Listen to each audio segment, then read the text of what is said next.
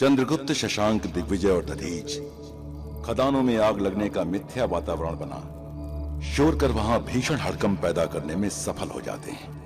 धनानंद अमात्य के रोकने के उपरांत भी तुरंत राजकोष बाहर निकलवाने का आदेश दे देता है।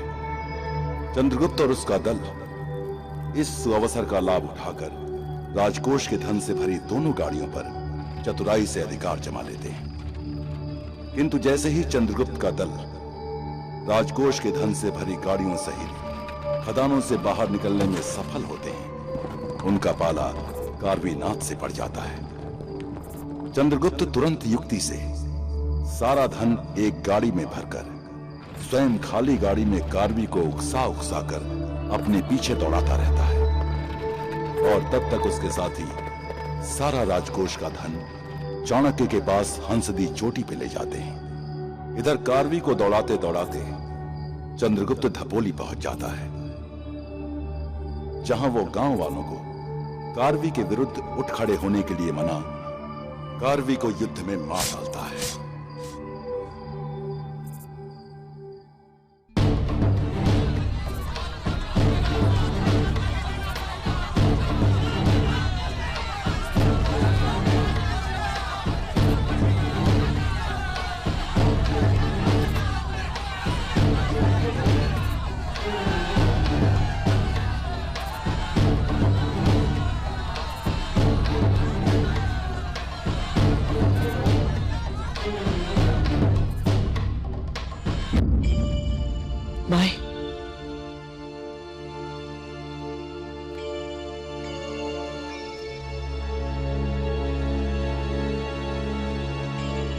माई, अब मुझे आज्ञा दे।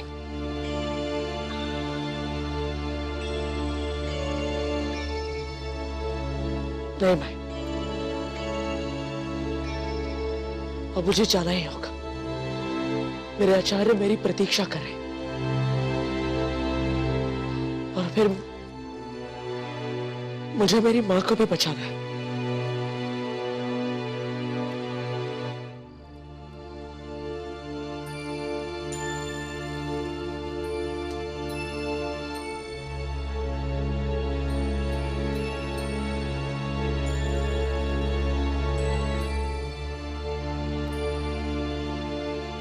माई,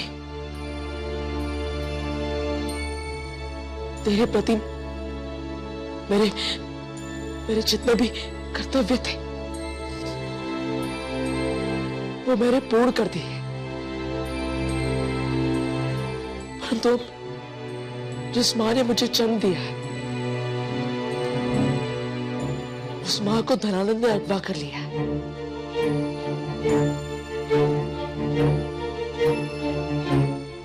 और मुझे उससे बचाने के लिए तुरंत ही जाना पड़ेगा।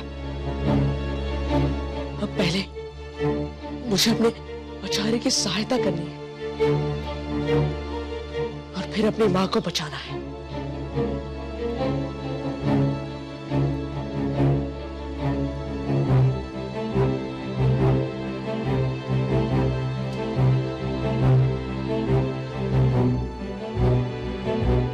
मत रो माई,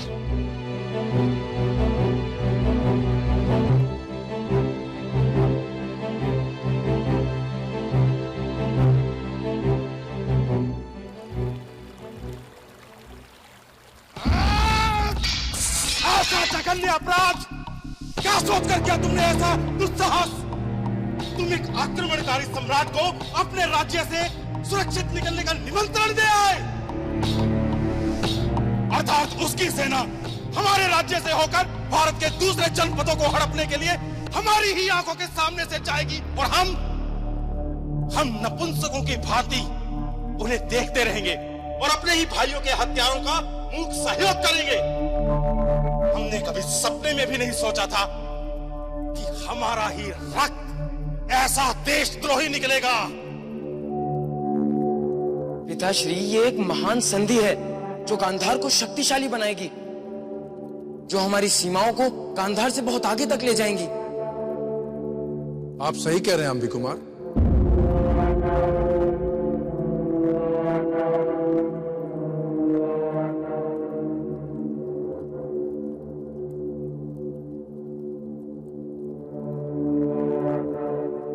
आक्रमणकारी सिकंदर से संधि हमारी शक्ति को गांधार की सीमा के बाहर तक बढ़ा देगी,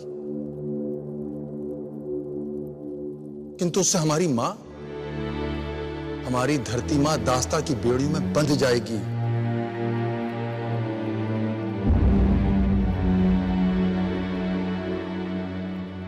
हमारे अपने भाई,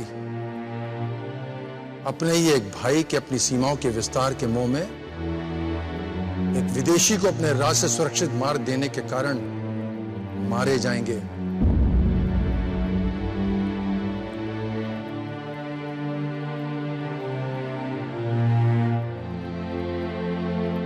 किंतु सेनापति सिंघरन, आप जिन भाइयों की बात कर रहे हैं वे हमारे शत्रु हैं। हम भाई भाई आपस में चाहे जितना भी लड़ें, यह हमारे अपने घर की बात है। यदि कोई विदेशी आक्रमणकारी हमारी मातृभूमि की तरफ बुरी दृष्टि डालेगा, हम उससे संधि नहीं करेंगे, उसकी आंखें नोच लेंगे। सेनापति सिंघरन,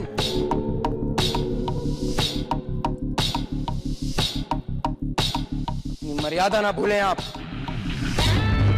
एक सेनापति का यह कर्तव्य होता है कि जो आदेश उसे दिए जाएं, उनका वो पालन करे।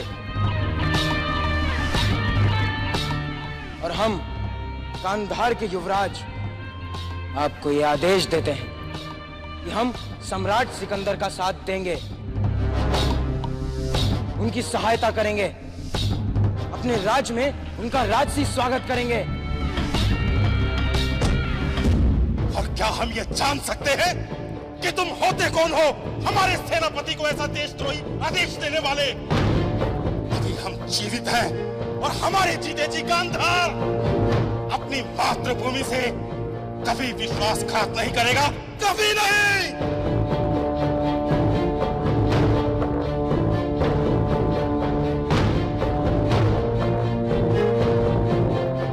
आप समझने की चेष्टा क्यों नहीं कर रहे हैं पिताश्री? विश्व का सबसे महान सम्राट हमारा मित्र होगा, हमारे साथ होगा, तो गांधार की जनता का विकास होगा, गांधार का विकास होगा, गांधार विश्व प्रसिद्ध होगा पिताश्री। और इन सबसे बड़ी बात ये पिताश्री कि जो छोटे छोटे जनपदों में बटा हुआ भारत है वो मिट जाएगा, बचेगा तो केवल गांधार, विशाल गांधार, विशाल गांधार।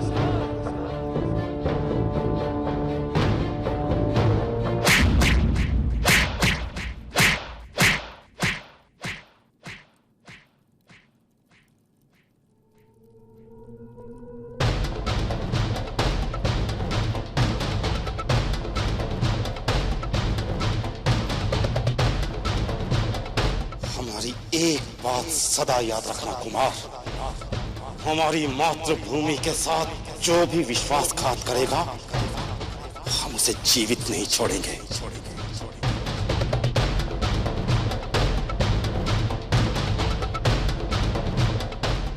फिर वो चाहे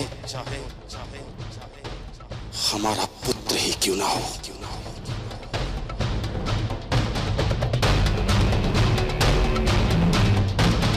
छोड़ेंगे नहीं हम उसे।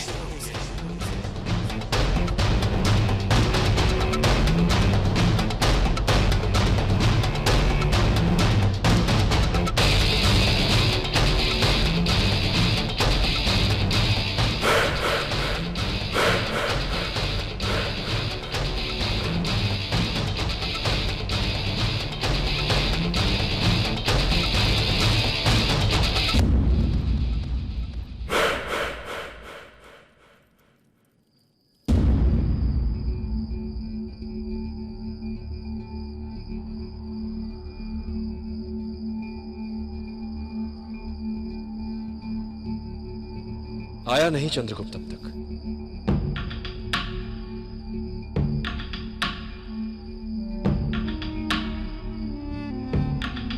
हे भगवान, हे भगवान, मैंने जो बातें अमात्य को बता दी हैं, उससे चंद्रगुप्त का कोई अनिष्ट नहीं होना चाहिए।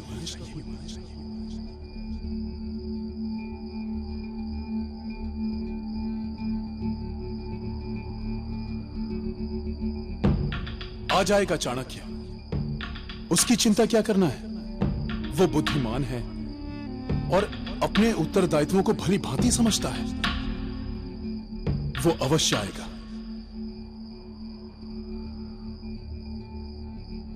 आचार्य, हमने आपके कहे अनुसार स्वर्ण के सभी थैले नमक के बोरों और लकड़ियों के साथ बांध दिए हैं आचार्य। तो किसकी प्रतीक्षा कर रहे हैं?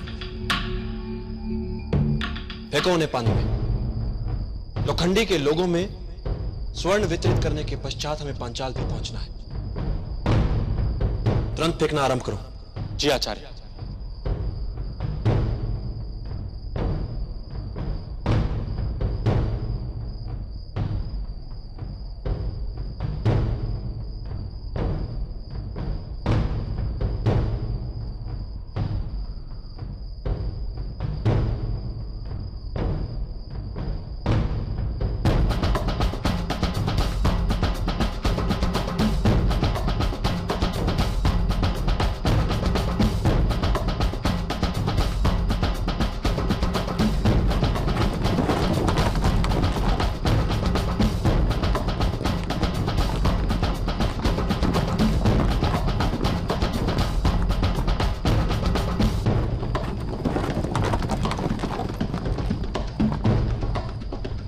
लो आ गया चंद्रगुप्त।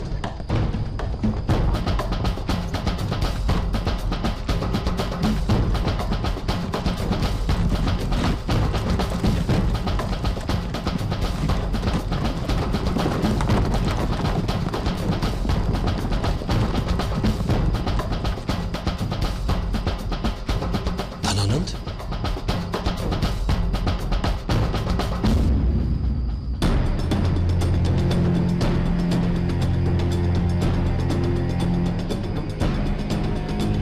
धनानंद को कैसे पता चला कि हम यहां हंसदी चोटी पर हैं? चंद्रगुप्त को कुछ नहीं होना चाहिए। अब क्या होगा आचार्य? इस विपदा से भी बच निकलेंगे। विश्वास रखो। शीघ्रता से बोरे पानी में फेंको। जी आचार्य।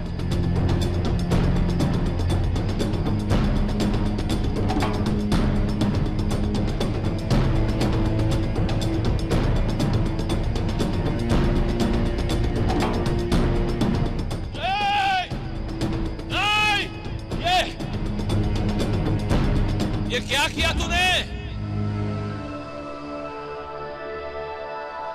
अरे वो धन था, धन पानी में बहा दिया तूने उसे। तुझे पता भी है, तुझे पता है वो कितना धन था? वो उतना जिससे सारा मगध सुख से जी सकता था, किंतु ऐसा हो नहीं रहा था। वो सारा धन मगध की जनता में व्यय नहीं किया जा रहा था। उस धन को आपके राजकोष में सबसे छिपाकर आपके निजी आनंद के लिए रखा जा रहा था।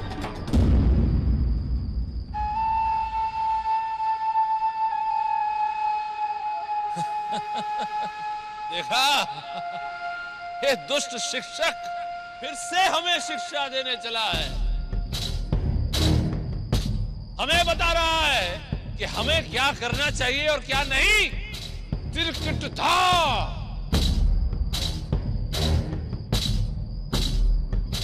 नहीं महाराज धनानंद, मैं तो आपको केवल एक राजा का कर्तव्य बता रहा था। अरे तू होता कौन है हमें कर्तव्य बताने वाला? मैं उसी मगध का पुत्र हूं जिसकी जनता आपके कुशासन से त्रस्त है महाराज धनानंद। फिर भी जो मगध भारत का केंद्र है, समस्त भारत खंड का बल है,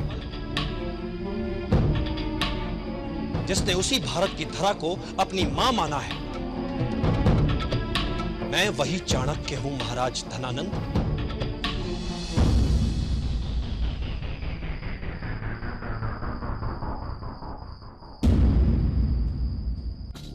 महाराज, आप व्यर्थ ही समय नष्ट कर रहे हैं। इन सब के लिए तुरंत ही मृत्यु दंड का आदेश दीजिए।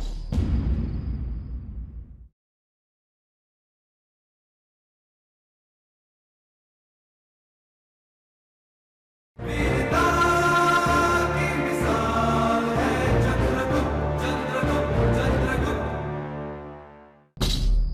तू होता कौन है हमें कर्तव्य बताने वाला?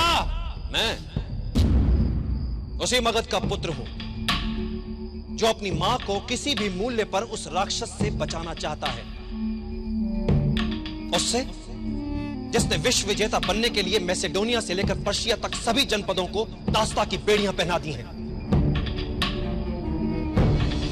अपनी मां की ओर उठने वाली हर आंख को नोचना चाहता हूं महाराज धनानंद,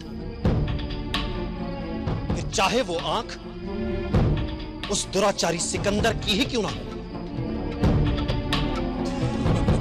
तू क्या बोल रहा है? क्यों बोल रहा है? हमारी समझ में कुछ नहीं आ रहा है। देख दुष्ट बामन, तू जिसे मां मानना चाहता है मान, जिसे बचाना चाहता है बचा, परंतु हमें क्यों लूट रहा है तू? मुझे लगता था कि अपनी धरती की, अपनी मातृभूमि की रक्षा का उत्तरदायित्व आपका है, किंतु अब जब इतना याद दिलाने के पश्चात भी आप अपना उत्तरदायित्व भूल रहे हैं, तो मुझे लगता है कि इस कार्य का बीड़ा भी हम शिक्षकों को ही उठाना पड़ेगा। देखो देखो इस दुष्ट शिक्षक को, स्वयं के पास धरती का एक छोटा सा टुकड़ा तक नहीं, किंतु समस्त भारत को ये मां मां कहकर बचाएंगे। दादा तिगड़दा गधे। शिक्षक को साधारण समझने की भूल कभी मत करना। प्रलय और सृजन दोनों उसकी गोद में खेलते हैं। तू प्रलय ला या सृजन कर, परंतु तूने जो हमारा राजकोष लूटा है, सबसे पहले उसे लौटा दे। वो तो उसी धरती में विसर्जित हो गया महाराज धनानंद, जिसकी रक्षा का उत्तरदायित्व आप निभा नहीं पा रहे। महाराज, आप व्यर्थ ही समय नष्ट कर रहे हैं। इन सब के लिए तुरंत ही मृत्यु दंड का आदेश दीजिए। नहीं अमात्य, इतनी शीघ्रता भी उचित नहीं है। वैसे भी ये यहां से भाग तो सकते नहीं। आगे सैनिक और पीछे खाई। जब साक्षात मृत्यु के सामने ये साधारण शिक्षक इतना व्याख्यान दे सकता है, तो हम भी अपने लूटे हुए राजकोष के एक एक कण का मूल्य सदा सदा कर ले सकते हैं। नाधा दिन नाधा नाधा।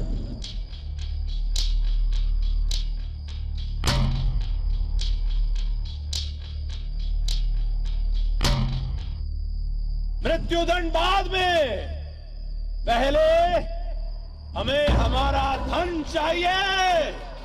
वो तो बह गया महाराज धनानंद, वो अब आपको वापस कभी नहीं मिलेगा।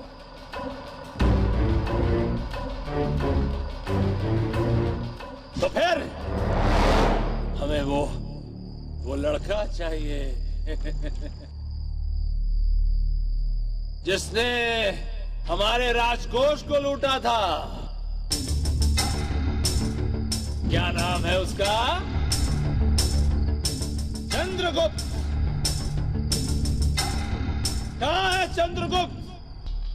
कहां गुप्त रखा है उस चंद्रगुप्त को?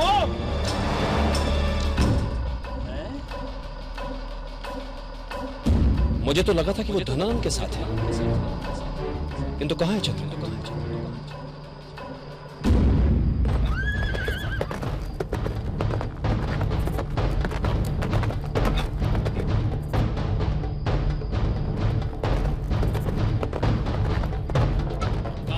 गुप्त रखा है चंद्रगुप्त को?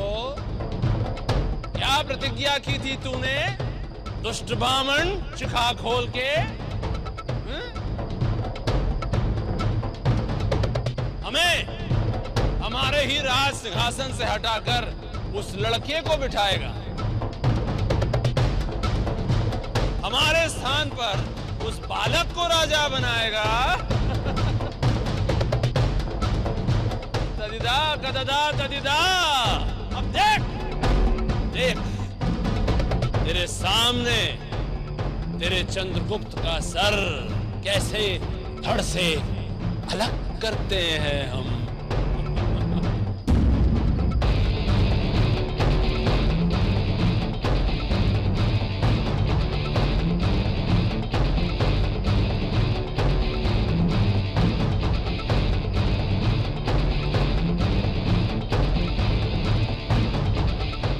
क्या देख रहा है पाखंडी?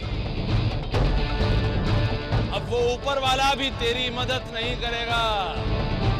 बता कहां है चंद्रगुप्त?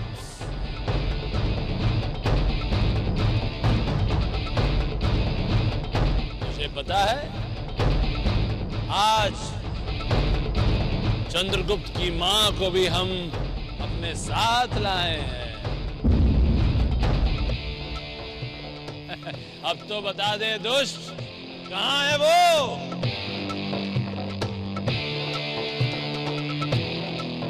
वो यहां नहीं है। मैंने उसे पहले ही तक्षशिला भेज दिया।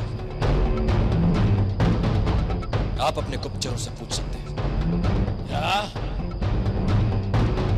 क्या कहा तूने? दुष्ट, दूर कहीं से!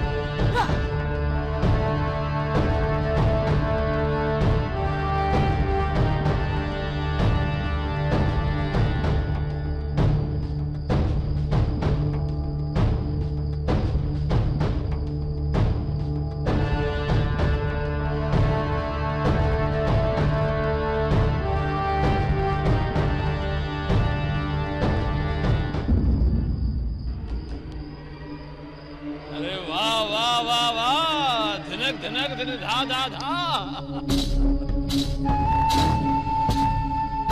दुष्ट ब्राह्मण, तूने तो सचमुच इस बालक को ताक धिनाधिन बना दिया।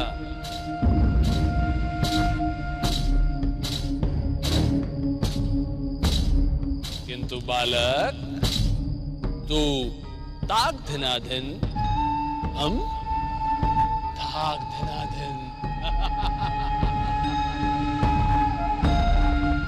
क्योंकि हमारे पास मां है।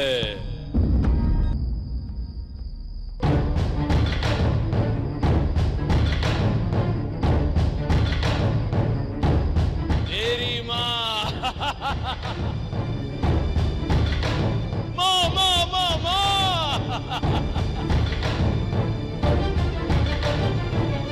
जाओ, जाके इसकी मां को यहां लाओ।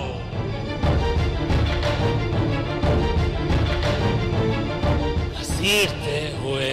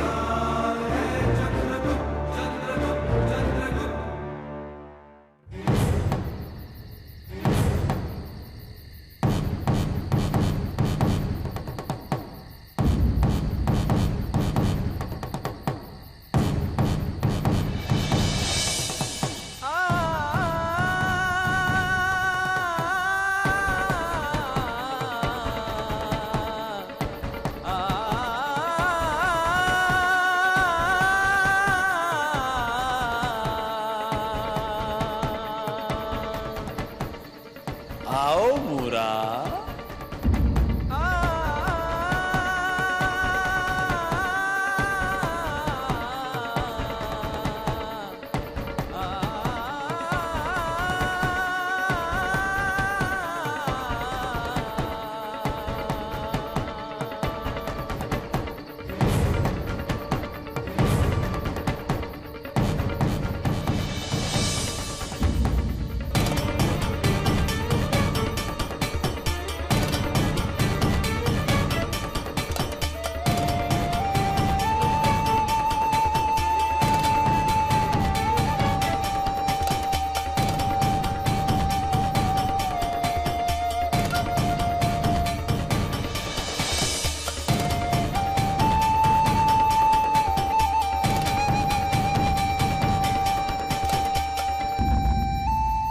प्रेम है रे माँ बेटे में। दादा दन्ना यही प्रेम हमारे अगले चरण को तय करेगा।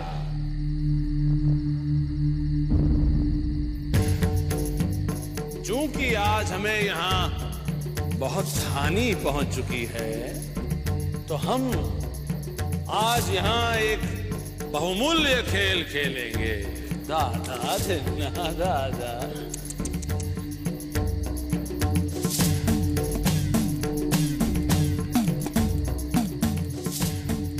घबराने की कोई बात नहीं है। खेल सरल है, अत्यंत सरल, सीधा सादा खेल। इस बालक को आज ये निर्णय लेना होगा कि किसे ये अधिक प्रेम करता है। कौन इसे अधिक प्रिय है, मां या गुरु?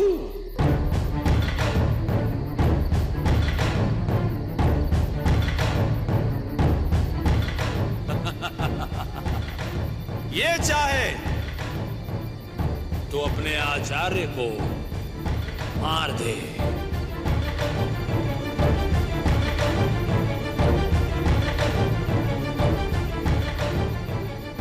तो फिर हम इसकी मां को छोड़ देंगे, इसे भी छोड़ देंगे। यदि ये अपने गुरु को ना मारे तो हम इसकी मां को मार देंगे। अब इस खेल में सब कुछ इस चंद्रगुप्त के हाथ में है।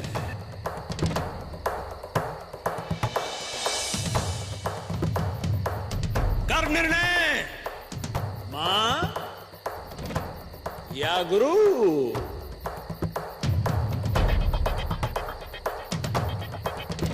दादा दिगड़दा गदिघिन।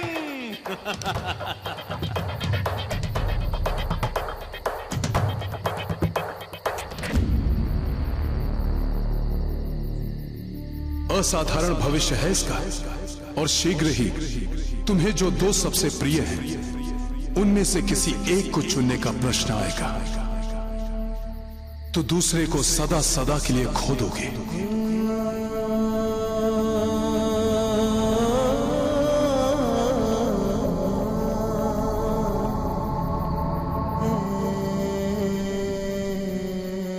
हम तो तुरंत ही समझ गए थे कि इस बालक की जान इसकी मां में है। बोलो, मां या गुरु?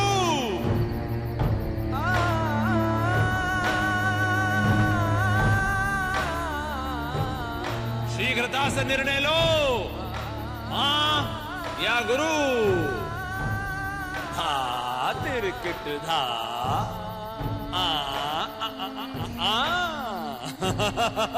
गुरु या मां? गुरु या मां? गुरु या मां? चंद्रगुप्त, चल हम तेरी मदद करते हैं। देख बच्चे, गुरु तो तुझे बहुत मिल जाएंगे। ये दुष्ट बामण मरेगा तो कोई और मिल जाएगा, किंतु मां कभी दोबारा नहीं मिलेगी। सोच ले। काट दे अपने गुरु का गला और ले जा अपनी मां को। ले जा।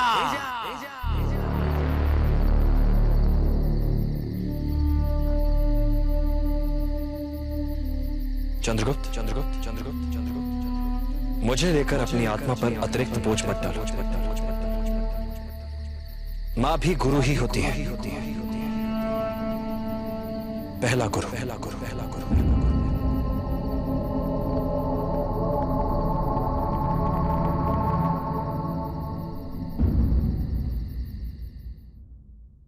पहले इसे मार चंद्रगुप्त, काट दे इसका गला, खत्म कर दे इसे,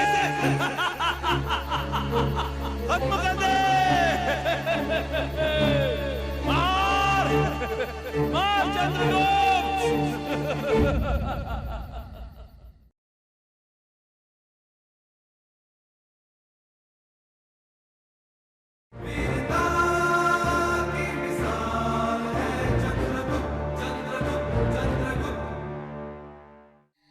सत्य कह रहा है ये दुष्ट बामन। हाँ मार दे इसे। अरे मार दे रहा हूं मैं तुझे, किंतु उसके पहले गला काट दे अपने गुरु का। मार दे इसे। देख इसकी आंखों में मौत के लिए भय देख। देख। अच्छा, मैं तुझे पाटलिपुत्र में अपने महल के पास एक आवास दूंगा, जहां तू अपनी मां के साथ आनंद से रहना। बहुत सारा स्वर्ण भी दूंगा तुझे, किंतु पहले इसे मार चंद्रगुप्त, काट दे इसका गला, खत्म कर दे इसे, खत्म कर दे। मार चंद्रगुप्त, मार दे इसे।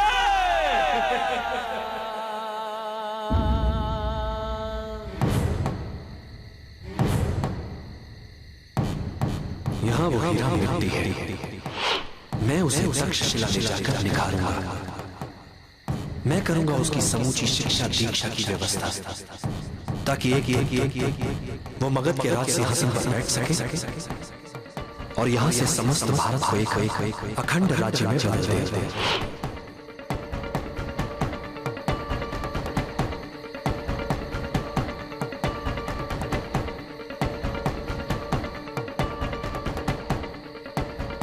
मैं अब तक तो इसी भ्रम में थी कि मेरा चंद्रगुप्त मर चुका है।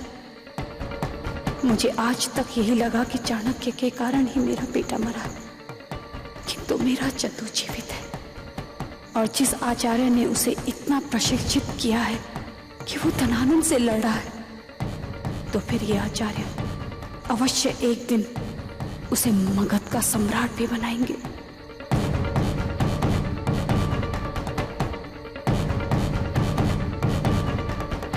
हाँ, आचार्य चाणक्य जीवित रहे तभी उस राक्षस धनानंद का नाश होगा, तभी मेरा चंदू राजा बनेगा।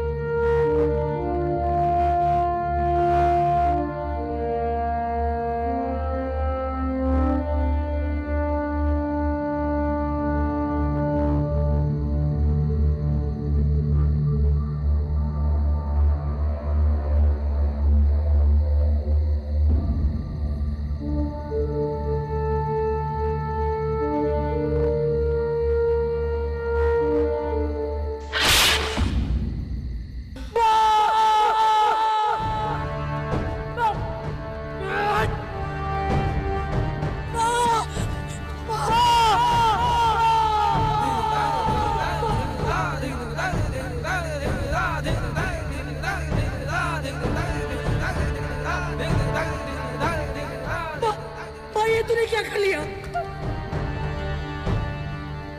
चंदू, ये आत्महत्या नहीं है मेरे बच्चे, बलिदान है, एक माँ का बलिदान है, एक मातृभूमि के लिए, एक सपने के लिए जो मेरे बच्चे मुझे तुझे पूरा करना है। उस राक्षस को मारकर तुझे मगध के लोगों को मुक्ति दिलानी है मेरे बच्चे। अखंड भारत का सपना पूरा करना तू करेगा ना चंदू? तू करेगा ना? मुझे वचन दे चंदू, मुझे वचन दे, अपनी माँ को वचन दे चंदू। हाँ माँ, मैं अवश्य ही तेरा सपना पूरा करूंगा। माँ, तू ऐसे नहीं जा सकती माँ। मैं तेरे बिना बिल्कुल अकेला हो जाऊंगा।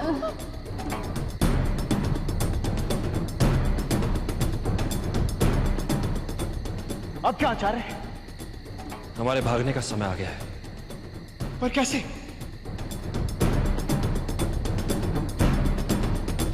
वो देखो घना कोहरा हमारी ओर बढ़ता चला रहा है।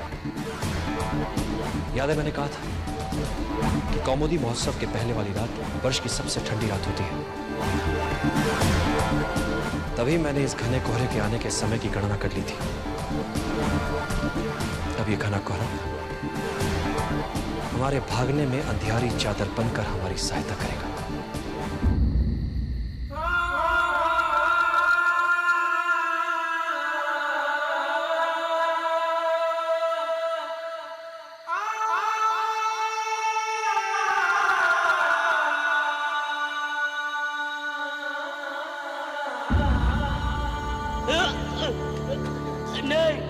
नहीं, लगता है ऐसे नहीं मानेगा ये।